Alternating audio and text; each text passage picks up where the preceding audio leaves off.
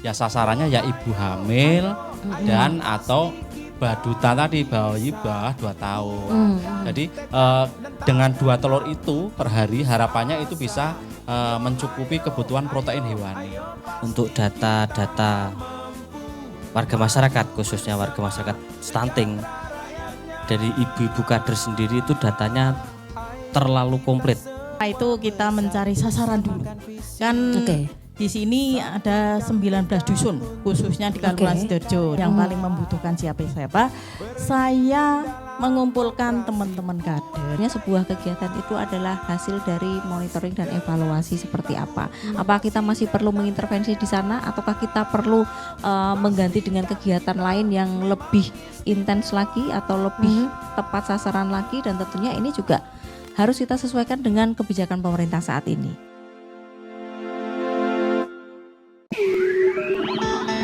Stay tuned on 106.1 Geronimo FM.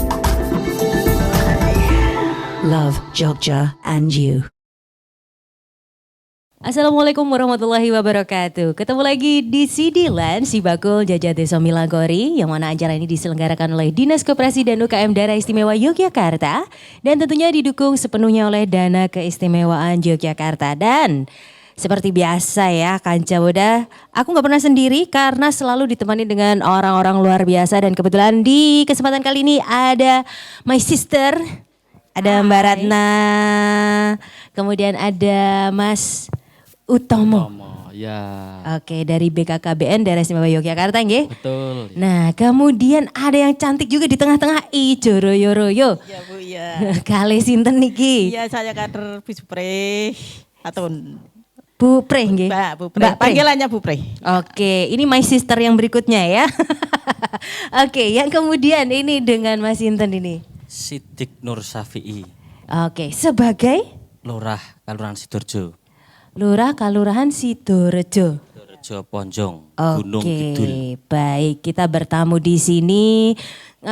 Kita akan ngobrol-ngobrol banyak sekali tentang kolaborasi yang luar biasa sekali Kanca Boda antara Dinas Koperasi dan UKM Daerah Istimewa Yogyakarta dan juga BKKBN Daerah Istimewa Yogyakarta. Kita ke my sister dulu. Oke, siap. Oke, jadi gini sister. Waduh, apa itu? Biasa kendala teknis. Oke, kendala teknis ya, baik. Nah, ini sudah berlangsung di tahun kedua program kolaborasi 2 telur per hari ya. Betul. Dengan BKKBN Daerah Istimewa Yogyakarta. Secara general, apa yang bisa kayak diambil, bukan hikmah loh ya. Sangat religius ya nanti. Dari program yang sudah berlangsung kurang lebih 2 tahun ini. Ya, artinya kita sudah memberdayakan masyarakat kita gitu ya, dalam artian kalau di kami, karena kami adalah tugasnya pemberdayaan koperasi dan UMKM, kita berperannya ada di sana gitu. Jadi awalnya kan memang kegiatan ini berawal dari audiensi pada saat itu gitu, bahwa kita punya kebutuhan untuk menurunkan angka prevalensi stunting pada saat itu yang datanya dari BKKBN. Caranya seperti apa? Salah satunya adalah dengan melakukan pembagian 2 telur sehari kepada keluarga resiko stunting. Pada saat itu juga sempat memutar otak juga nih, hubungannya apa nih dengan kita gitu ya, dimana kita bisa menghubungkan pelaksanaan kegiatan ini dengan core kegiatan kita juga sendiri gitu, karena kan kita tidak mungkin bisa melaksanakan kegiatan tanpa adanya ketugasan yang match dengan kita gitu. Dan dalam hal ini ternyata kita sudah survei ke lapangan bahwa koperasi kita memang ada yang bisa menyediakan kebutuhan 2 telur sehari untuk keluarga resiko stunting ini, sehingga pada saat itu kita jalan dengan cara pemberdayaan koperasinya. Oke. Tapi sejauh ini ada berapa kelurahan atau berapa tempat yang mendapatkan program ini sendiri? Pada saat ini kita 19 kecamatan 1 Kapanewon nih Mas Tomo ya. 19 kecamatan, ya, 1 Kapanewon. Kapanewon. Oke. Yang saya cukup penasaran adalah untuk jumlah 2 telur per hari ini digelontorin untuk 19 kecamatan 1 Kapanewon, itu totalnya ada berapa? Totalnya kalau di sasarannya kan 4863 ya. 4863 keluarga resiko stunting di 19 kecamatan dan 1 Kapanewon itu. Oke. Jadi ya dikalikan aja berarti 4863 Buset. kalikan 2 per hari. Kemudian kita intervensinya juga selama 6 bulan. Dalam artian 6 bulan ini per bulannya ada 4 minggu. Oke. Ya sebanyak itu kira-kira yang kita harus selalu adakan dan tidak Oke. boleh ada keterlambatan pada saat pengirimannya. Nah itu dia. Saya jadi mikir nasib ayamnya ini. Oh, kan ngedok terus. Ayamnya kebetulan koperasi-koperasi kita ini bekerja sama juga dengan peternak yang memang sebelum kita melakukan pengadaan pun kita juga sudah melakukan survei ke Oke. koperasi-koperasinya. Kita lakukan asesmen juga gitu di sana, pemilihan koperasi yang memang layak kita ajak untuk bekerja sama dalam pengadaan telur ini gitu. Karena kan pertama memang syarat utamanya adalah tidak boleh ada keterlambatan karena Oke. program ini tidak akan ada artinya ketika dia ada jeda waktu berhenti untuk mengkonsumsi gitu karena memang ini kan kenapa mengambil program 2 telur tentunya ini sudah ada hasil kajiannya Mas Tomo ya gitu kenapa harus ini kemudian koperasi itu sebelum mengadakan sempat kita tanyakan juga kapasitas pengadaannya berapa, mendapatkan telurnya dari stoknya dari peternak mana gitu ya. Karena kita nggak mau juga kalau dia ngambil stoknya itu juga dari luar DIY. Karena kan hubungannya pemberdayaannya itu adalah bagaimana memutar perekonomian di wilayah DIY. Kalau misalnya yang pengadaan yang ngambilnya dari luar DIY pada akhirnya kan uangnya juga akhirnya keluar. Kita Iya, nggak kena betul, sasaran di sana.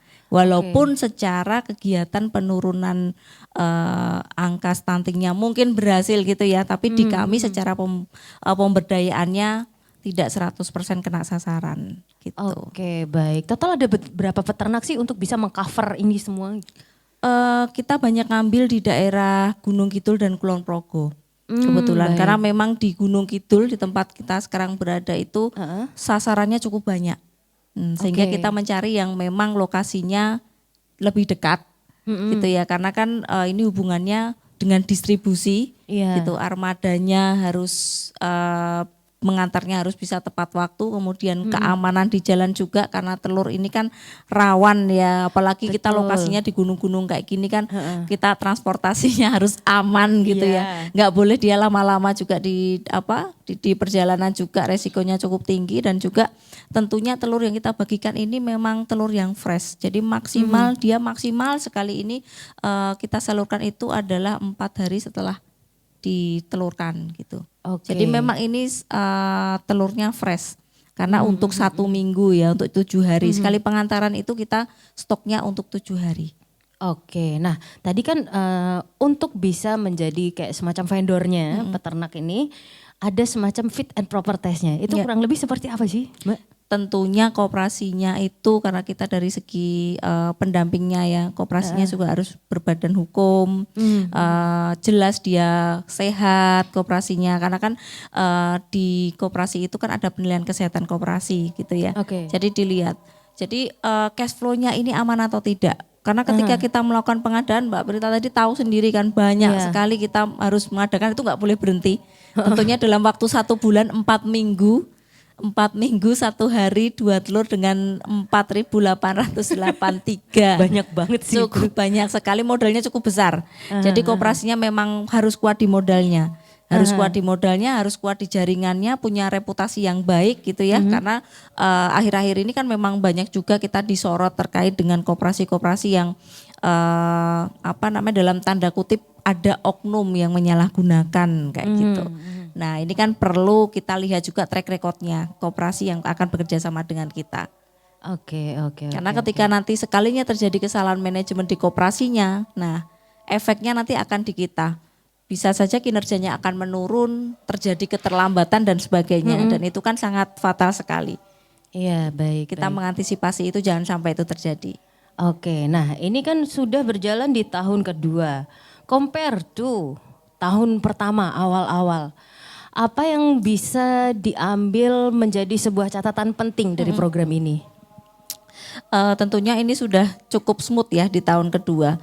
Cuma memang catatannya di kami adalah di pelaporan. Mungkin nanti Mas Tomo mungkin lebih teknis lagi akan menjelaskan. Karena di kami ini pelaporan penerimaan telurnya ini, kemudian perkembangan dari si anaknya yang beresiko stunting ini kita laporkan di aplikasi namanya Bantu Banting. Oke. Bantu Banting itu apa? Bantu Banting ini adalah si bakul membantu mengatasi stunting.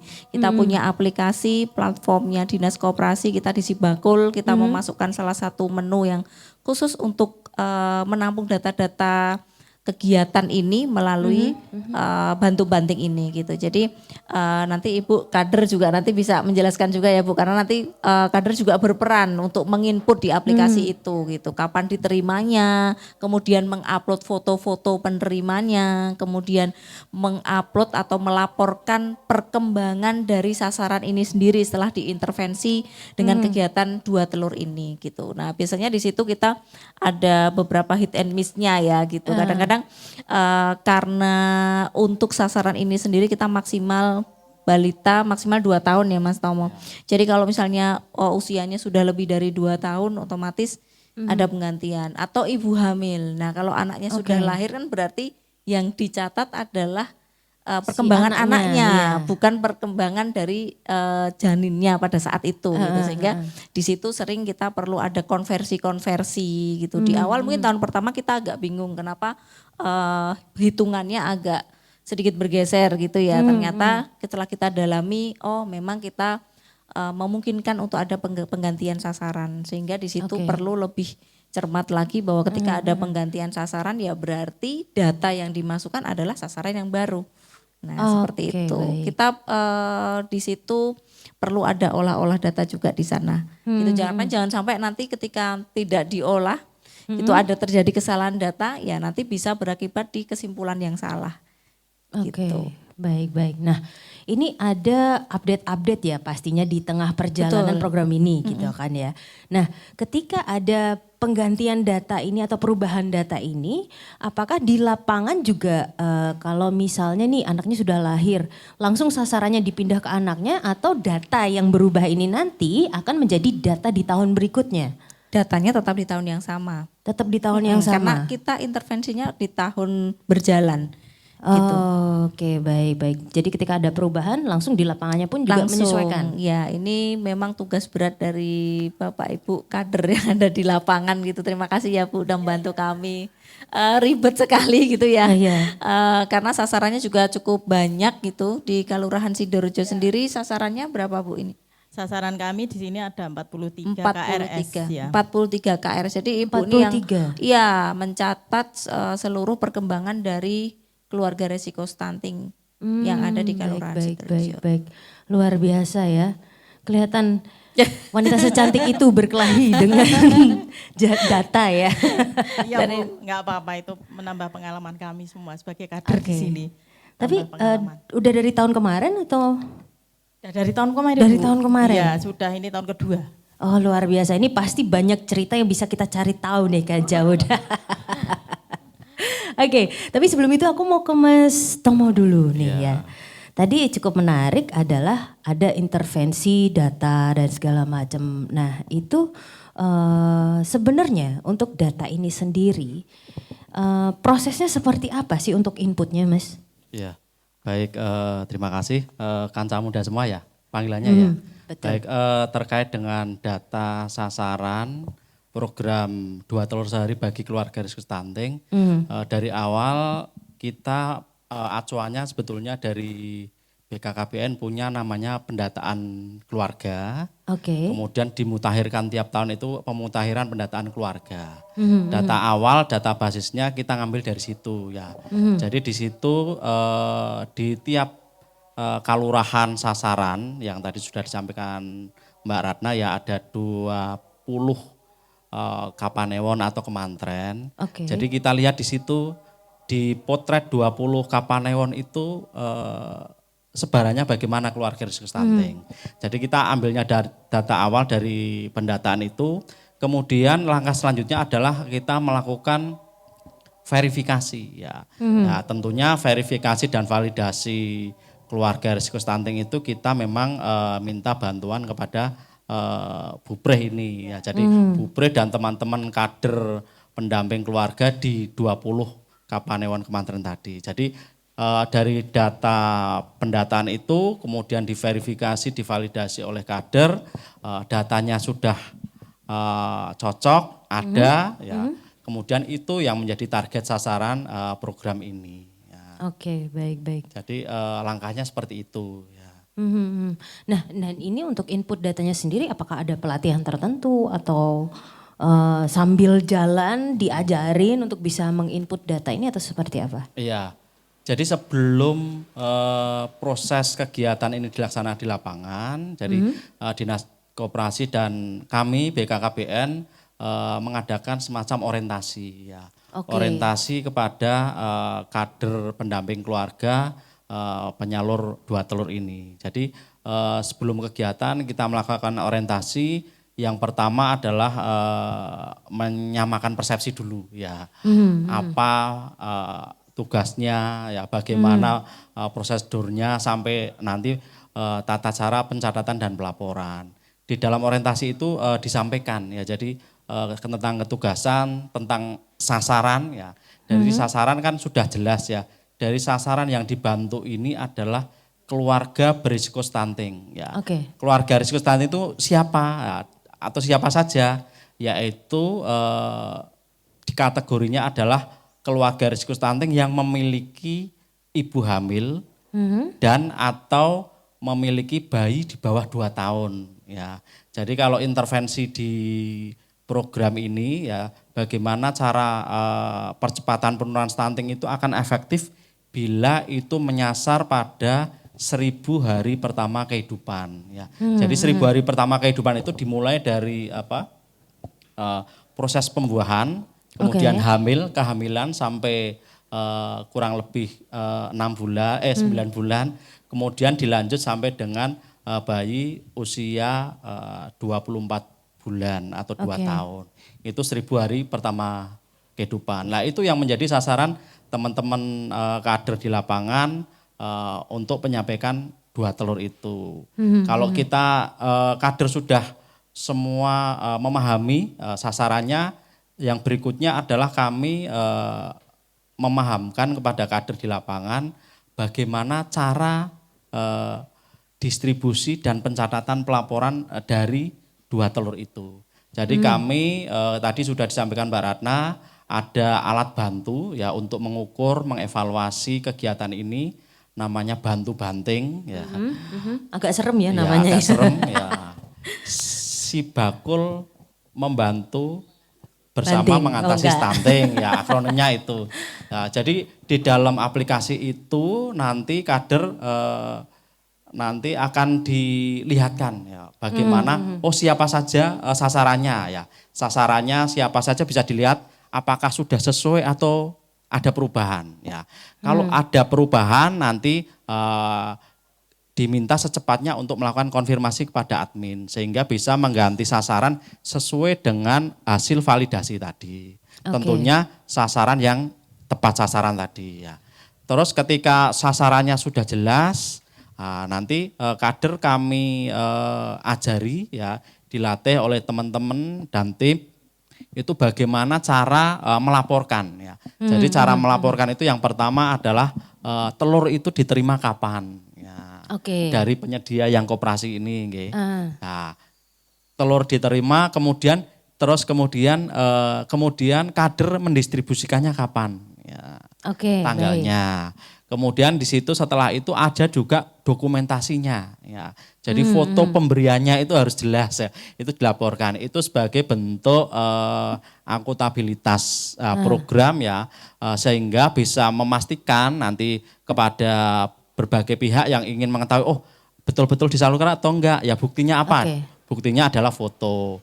Terus kemudian yang tidak kalah penting adalah tiap kali menyalurkan kepada sasaran ya, tiap bulan ini kader itu diminta untuk melaporkan progresnya ya, progres. Jadi sebelum kegiatan dilaksanakan kader akan mencatatkan ya. Jadi sebelum diberikan telur ini tinggi badannya berapa, berat badannya berapa. Nah nanti kalau sudah 1 bulan pertama selesai ya, nanti di minggu ke-5 ya kader nanti akan melaporkan ya. Jadi berat badannya menjadi berapa. Ya jadi kalau kemarin mulainya bulan Juni ya, bulan Juni berapa, nanti bulan awal Juli berapa. Ya jadi di situ nanti akan bisa dilihat. Jadi progresnya itu akan kelihatan naik atau tidak, ya tetap atau bagaimana ya. Jadi itu penting karena menjadi acuan kepada kami dan khususnya di Dinas Koperasi yang akan nanti di akhir tahun itu akan akhir kegiatan nanti akan kelihatan tren pemberian telur ini bagaimana manfaatnya, baik atau tidak ya, tinggi badannya naik atau tidak ya. Gitu. Jadi intinya sebelum pelaksanaan kegiatan kami melakukan orientasi sehingga kader di lapangan harapannya bisa dengan mudah ya menyalurkan dan melaporkan kegiatan. Oke, baik. Dan penentuan kadernya ini sendiri seperti apa nih, Mas? Ya. Jadi penentuan kadernya kami sebelum kegiatan ini dilakukan memang langkah pertama kan pengorganisasian. Ya, jadi kami koordinasi dengan teman-teman penyuluh KB ya di lapangan, tentunya sasaran kegiatan nggih. Di 20 Kapanewon Kemantren, tepatnya ada 137 kalurahan yang sasaran ini.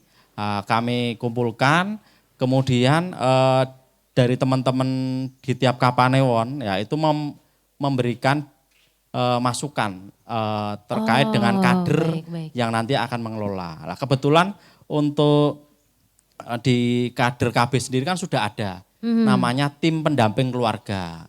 Jadi dari 137 kecamatan itu ya tim pendamping keluarga yang ada di BKKBN ya otomatis juga sebagai atau selaku sebagai kader penyalur program Dua Telur ini. Ya. Oke. Jadi seluruh Sidorejo ini pokoknya manunggaling kawula buprih nggih. Nggih.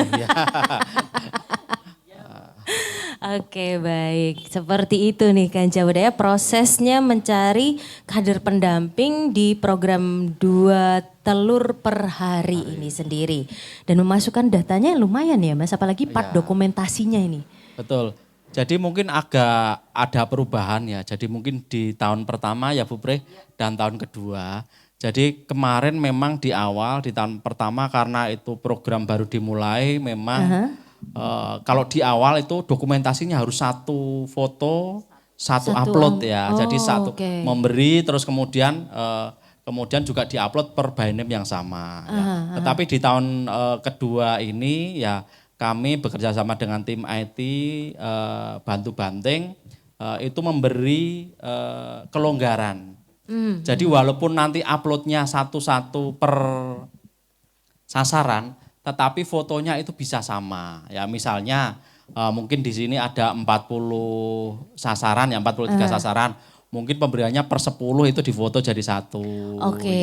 Jadi kan tidak membebani HP ya Bu, memori HP ya. Kontak kuota Mas. Jadi mungkin per 10 pemberian bantuan nanti di kolase ya itu diupload satu bisa foto. Ya di kolase gitu ya, nggak harus satu-satu. Itu untuk sekarang ya. Tetapi kalau untuk laporannya tetap per satu sasaran ya. Jadi misalnya bayi si A, nah itu tetap laporannya tingginya berapa, berat badannya berapa, itu tetap itu tiap bulan. Tetapi kalau untuk per minggunya ya fotonya itu bisa rombongan itu dikolase, bisa dikolase. Oke, baik. Dan menariknya lagi ini adalah di si bakul ini ada bantu banting. Itu apakah kita harus sign in dulu atau itu bisa diakses siapa aja Mas sebenarnya? Iya. Jadi kalau khusus untuk input data dan melaporkan itu memang hanya akun yang diberikan atau dalam hal ini kader yang bisa melaporkan ya. Jadi tiap ada 137 kalurahan, ada 137 kader itu mempunyai akun yang berbeda. Kami buatkan. Tetapi kalau misalnya masyarakat ingin mengetahui juga itu dashboardnya juga ada. Jadi itu nanti tampilannya tampilan rekap ya tiap per kabupaten ya. Itu ada di situ. Ya bisa melihat potret perkembangannya. Tetapi kalau pemakaiannya akun memang karena di sini sifatnya untuk melaporkan yang kami buatkan username adalah yang kader pengelola kegiatan tiap kalurahan.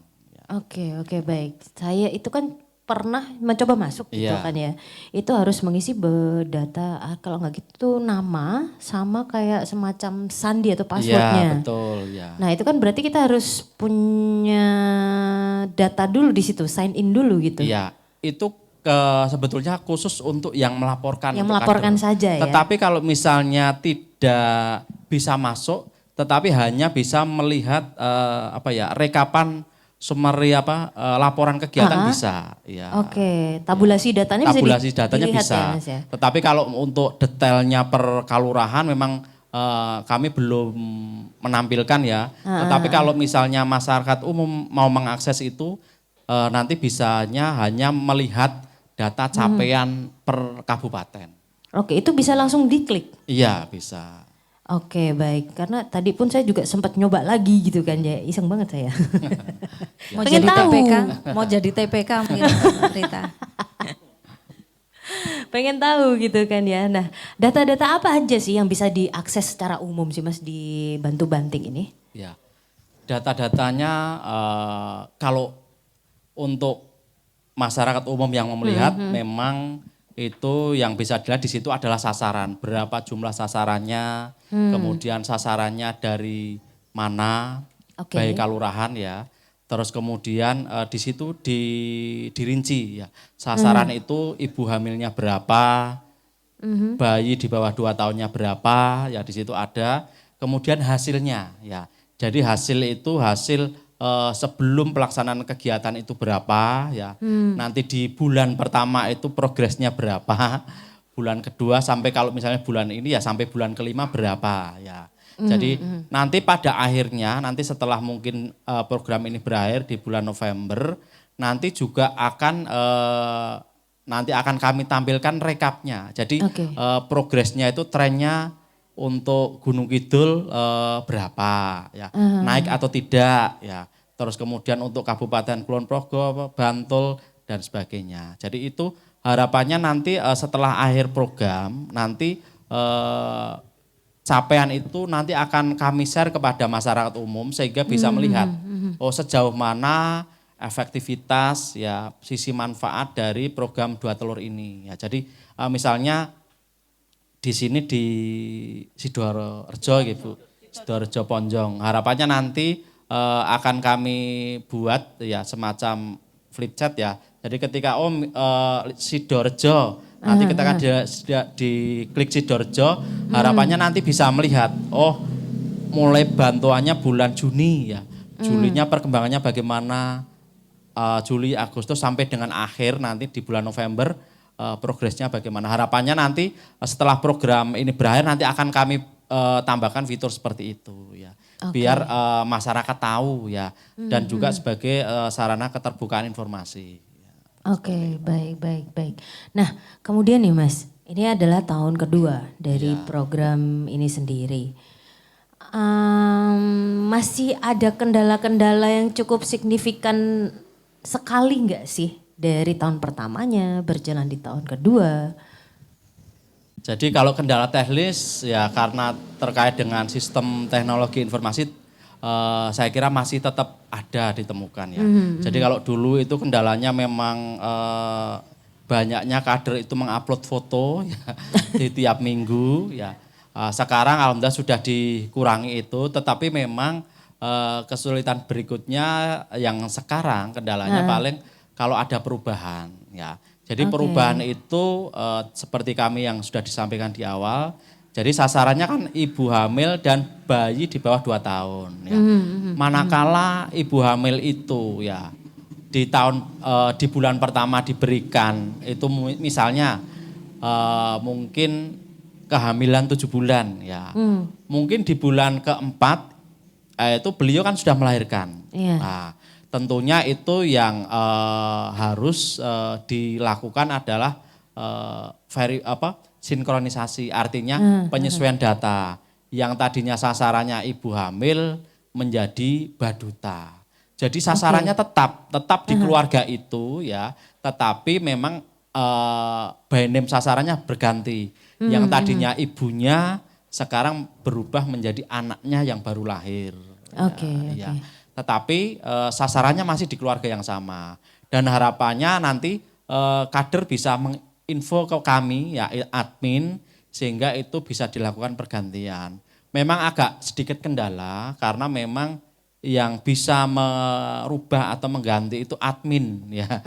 Tidak seperti tahun kemarin yang mungkin kader bisa mengedit sendiri, tidak ya. Harus melaporkan ke admin karena tujuannya supaya memang kader di lapangan itu fokus dan tidak diberi keleluasaan merubah-rubah ya, sehingga harapannya tetap nanti ada di kendali admin sehingga data yang diterima, data yang dilaporkan itu betul-betul aman begitu ya. Kadang di tahun kemarin itu ada yang kelewat kehapus ya. Jadi itu kan dampaknya nanti akan reportnya akan ketinggalan ya. Jadi kalau ini memang agak rumitnya memang kalau ada perubahan seperti itu kader lapor ke admin baru nanti dieksekusi. Walaupun belum sepenuhnya tidak sesegera mungkin dieksekusi, itu mungkin menjadi salah satu kendala ya. Memang kader nanti menyesuaikan setelah nanti ada penyesuaian nama itu. Dan ketika ada perubahan data ini, ada jangka waktunya enggak sih? Ini ketika si ibu hamil nih akhirnya sudah melahirkan, itu harus ada jangka waktu tertentu atau ya selonya Bu Pri untuk bisa memasukkan data itu atau gimana nih Mas? Jadi kalau memasukkan data itu harus tepat waktu ya Bu. Saat itu juga? Iya, jadi kalau telur itu diterima ya harus segera dilaporkan. Ya. Kalau itu sudah didistribusikan ya itu harus dilaporkan. Kalau sudah jatahnya minggu berikutnya berarti perkembangannya harus dilaporkan. Solusinya ketika mungkin ada pergantian dari hamil kemudian melahirkan, walaupun mungkin dari sisi aplikasi itu belum match atau belum dimutakhirkan, nanti tetap kader ada catatan sendiri. Ya, catatan manual kader sehingga sewaktu-waktu ketika itu sudah dimutakhirkan di aplikasi, nanti sesegera disusulkan. Itu solusinya ya. Real time ya berarti datanya time, ya. Jadi, baik. Dan sampai sejauh ini untuk usernya sendiri ada berapa nih Mas? Apanya? User TPK-nya 137 kelurahan. 137 kelurahan. Dengan sasaran 4.863 keluarga resiko stunting. 4.863 ya hitungan di awal tadi ya dikali 2 kali 6 bulan. 6 bulan. Baik. Menarik sekali nih ya. Terus kemudian nih Mas, apa yang menjadi evaluasi dari Mas Utomo sendiri untuk perihal data-data yang masuk ini? Jadi kalau data-data yang masuk secara real time bisa kami lihat ya, kami pantau. Sejauh ini memang dari bulan pertama sampai bulan kelima ini di bulan Oktober memang menunjukkan tren yang sangat positif ya. Artinya data yang dilaporkan kader di lapangan semuanya 95% itu tepat waktu ya. Dan kami lihat sepintas tadi adanya tren yang positif ya. Jadi tren positif itu kan bisa diketahui adanya kenaikan ya, baik itu kenaikan berat badan atau kenaikan tinggi badan. Jadi misalnya kalau Baduta ya, jadi trennya naik itu ketika mungkin per bulan itu ada kenaikan kurang lebih minimal 100 gram sampai dengan 300 gram. Itu bisa kami analisis itu trennya positif ya. Atau mungkin ibu hamil misalnya, ibu hamil itu paling tidak ada kenaikan berat badan ya, minimal 250 gram ya, sampai dengan 750 gram ya. Gram ya, atau jangan sampai kilo ya. Pakai tenan ya. 750 gram itu hampir 0,7 kilo lah itu. Jadi kalau data yang kami lihat itu trennya seperti itu, artinya bisa kami simpulkan, oh berarti program ini di Kelurahan A ini berhasil. Ini dari 5 bulan pertama ini memang menunjukkan tren yang positif. Dan harapan kami nanti setelah 6 bulan kegiatan ini berakhir nanti bisa kami lakukan pendalaman apakah trennya positif dan mana-mana saja daerah yang berhasilnya kenaikannya banyak, desa mana yang ada kurang, nanti petanya bisa kami lihat nanti di akhir program. Oke, baik. Nah, kemudian saya ingin bertanya nih, saya cukup penasaran sama Bu Pri. Bu, pas upload dokumentasi, pernah nggak foto selfie-nya Katut? Ya sejauh ini tidak Bu, karena Aman, kan ya? ada jaraknya.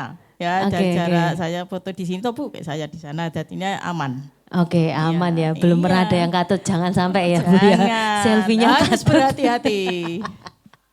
Tapi Bu Pri, Iya. dari awal dengan program ini, Iya. 2 telur per hari, dengan mengisikan data-datanya, update data dan segala macam.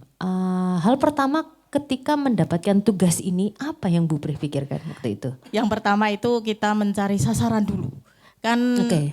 di sini ada 19 dusun, khususnya di Kalurahan Oke. Sidoarjo. Nah, saya bekerja sama dengan kader dusun satu-satu.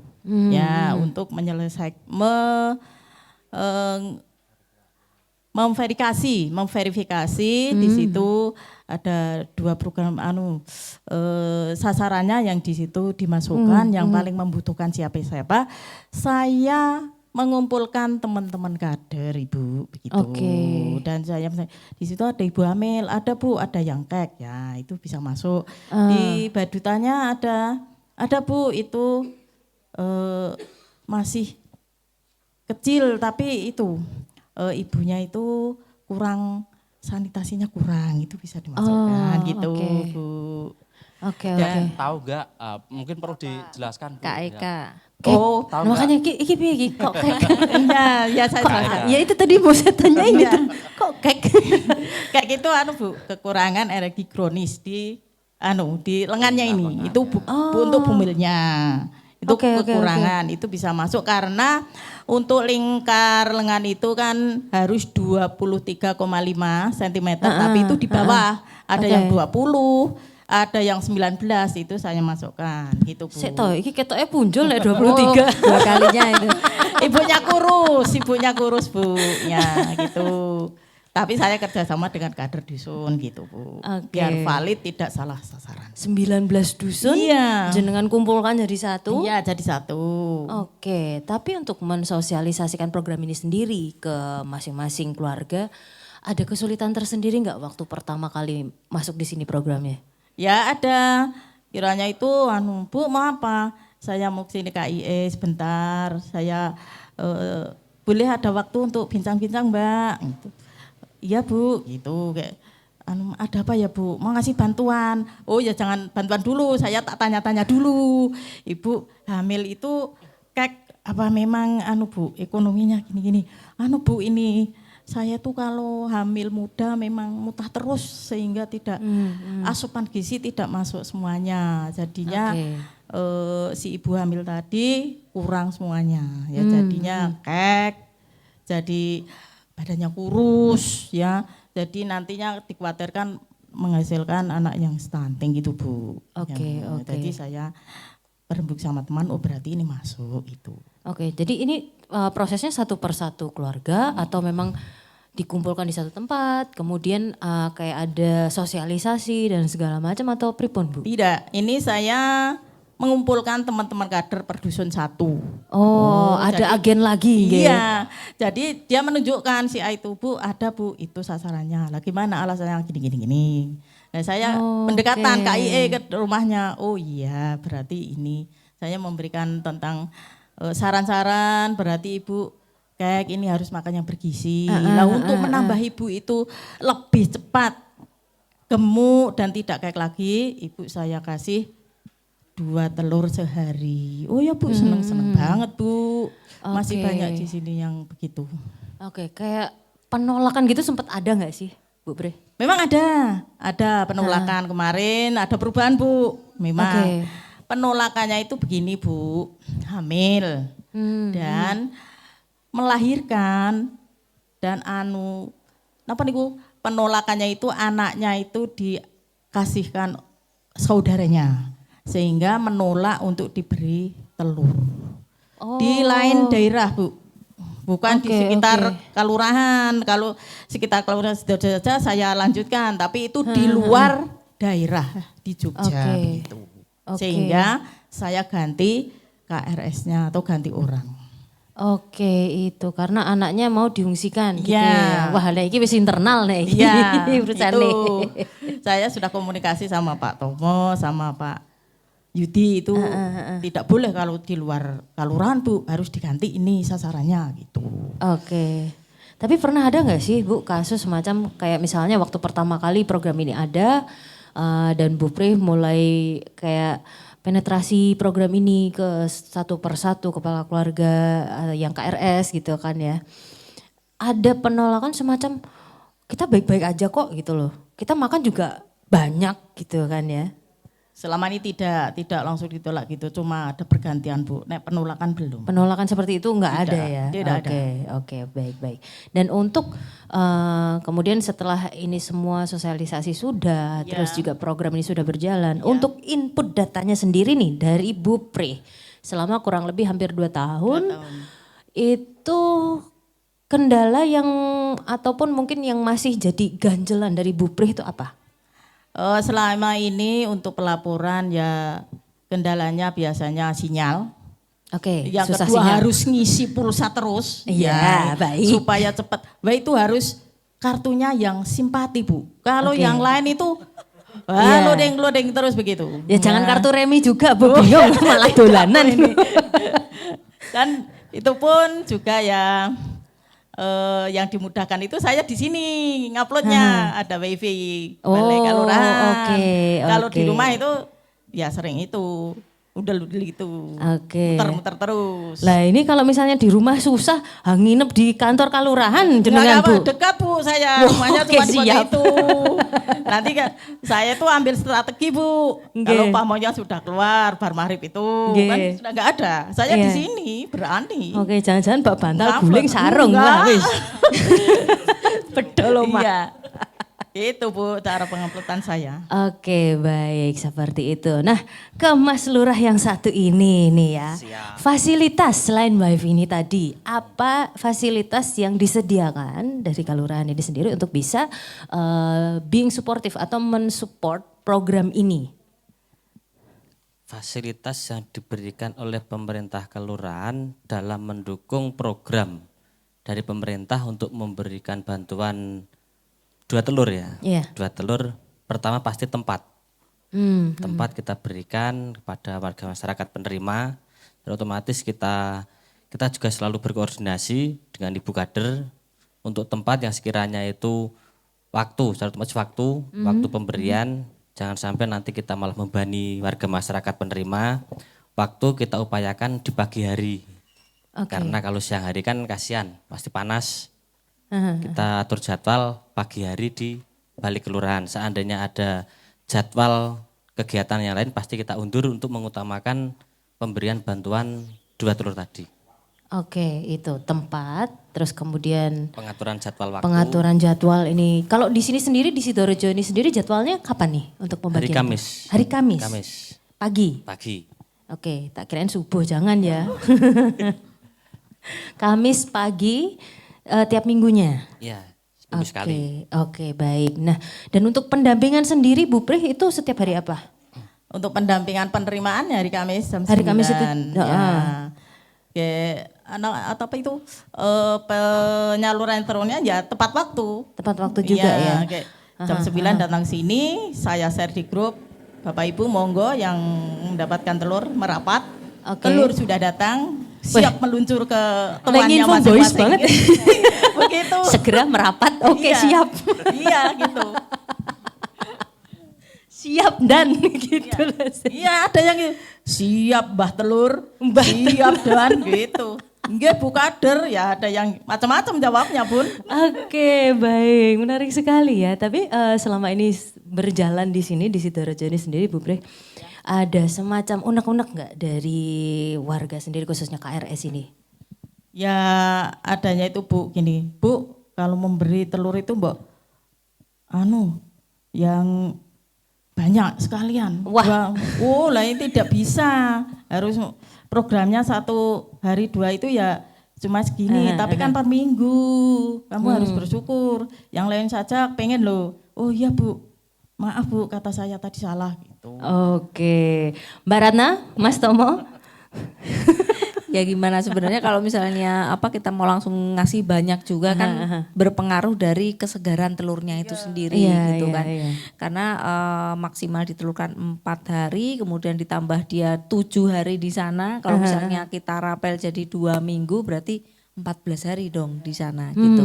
Dan non sewu mungkin saya nggak tahu teman-teman di sini keluarga resiko stunting punya kulkas atau tidak gitu untuk nyimpan. Dan sebenarnya pun ada ininya juga, kajian kesehatannya juga ya Mas Tomo, kalau telur itu kan sebenarnya tidak boleh disimpan di kulkas ya untuk ininya. Tetap kesegarannya itu harus dia di suhu ruang.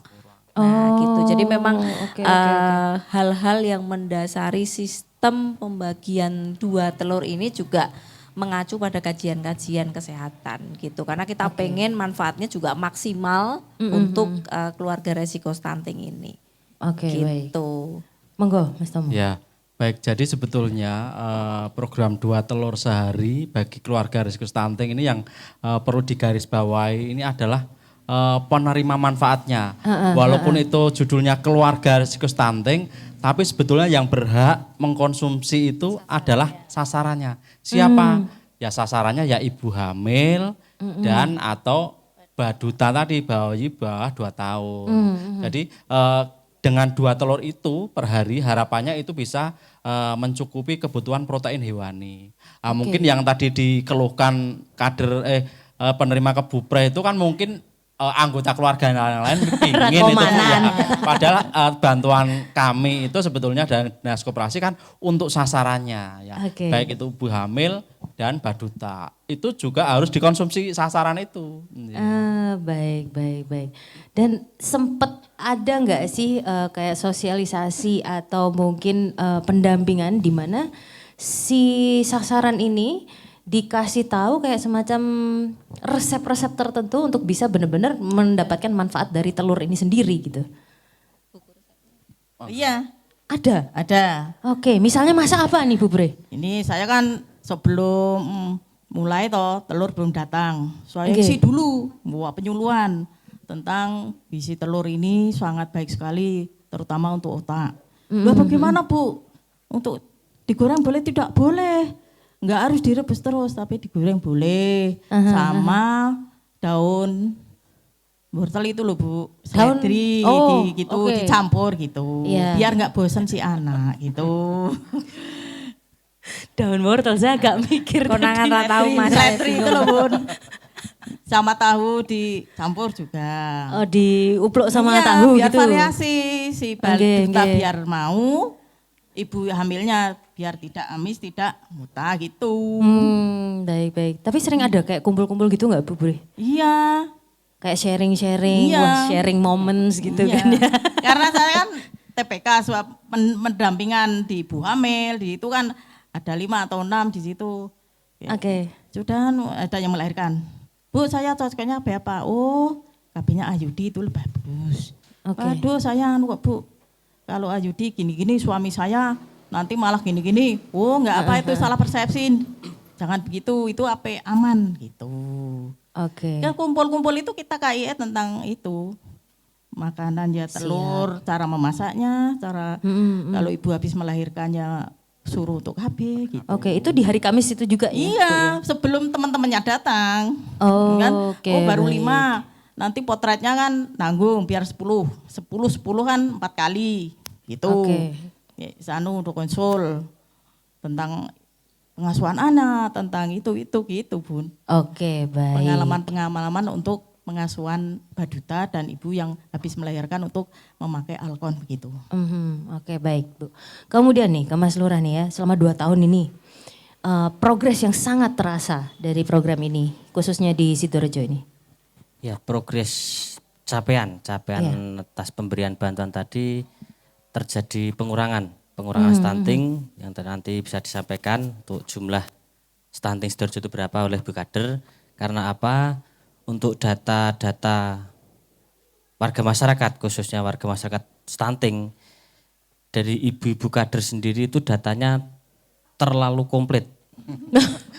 Terima kasih Bapak Lurah. Ibu-ibu kader Sidoarjo itu data-data warga masyarakat terlalu komplit. Karena apa?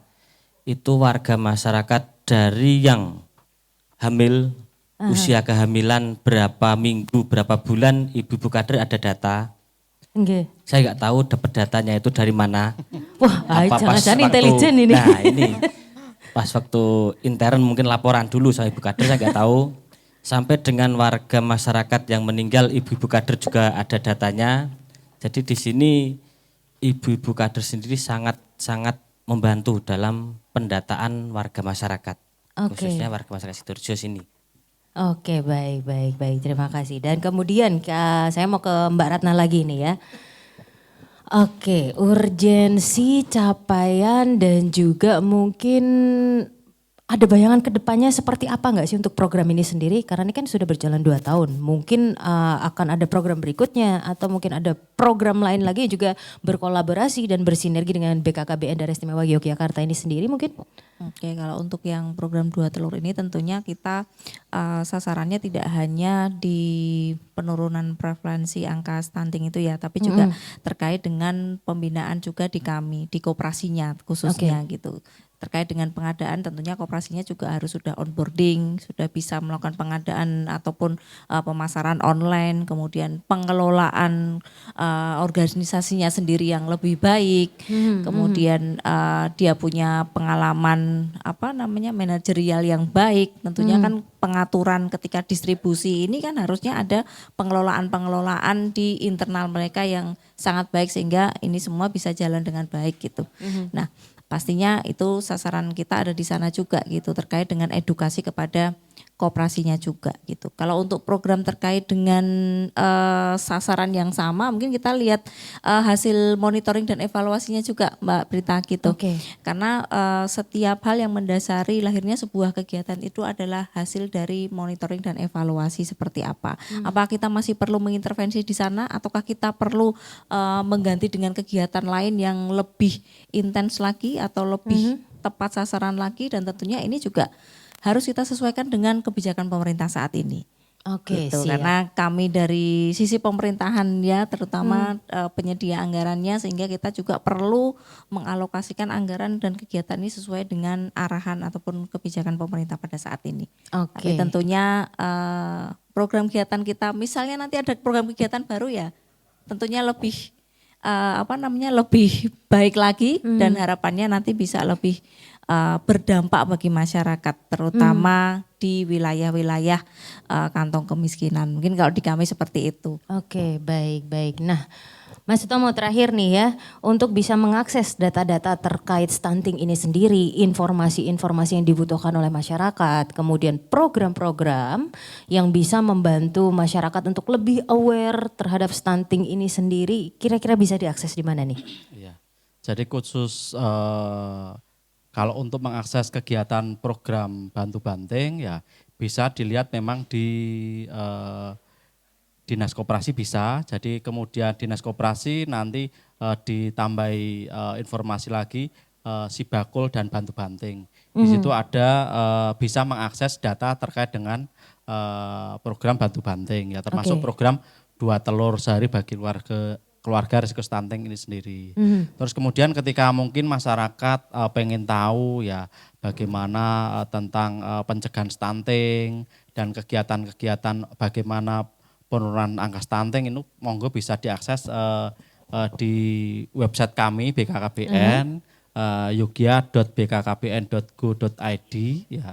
Jadi kalau bisa diakses di situ, nanti ada pilihan menu-menu di situ, nanti bisa dipilih menu terkait dengan penanganan stunting di DIY.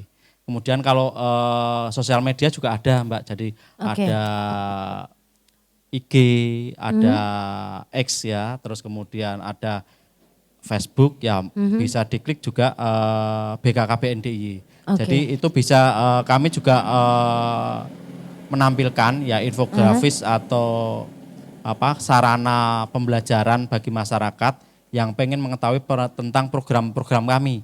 Tidak hanya stunting saja, tapi mungkin tentang kesehatan balita anak, kemudian ber-KB ya. Dan itu juga salah satu upaya penanganan stunting juga. Monggo bisa diakses di situ ya. Oke, baik. Terima kasih kepada semua narasumber kita untuk hari ini. Saatnya kita pamit dulu dari Sidilan, Si Bakul Jajah Desa Milangkori. Dan jangan lupa untuk saksikan episode Sidilan berikutnya. Tungguin terus pokoknya Kanca Muda. Kalau gitu kita pamit. Kita ketemu lagi di Sidilan, Si Bakul Jajah Desa Milangkori. Yang tentunya acara ini diselenggarakan oleh Dinas Koperasi dan UKM Daerah Istimewa Yogyakarta. Dan didukung sepenuhnya oleh Dana Keistimewaan Daerah Istimewa Yogyakarta. Terima kasih Kanca Muda. Kita pamit. Love Jogja and you. Wassalamualaikum warahmatullahi wabarakatuh.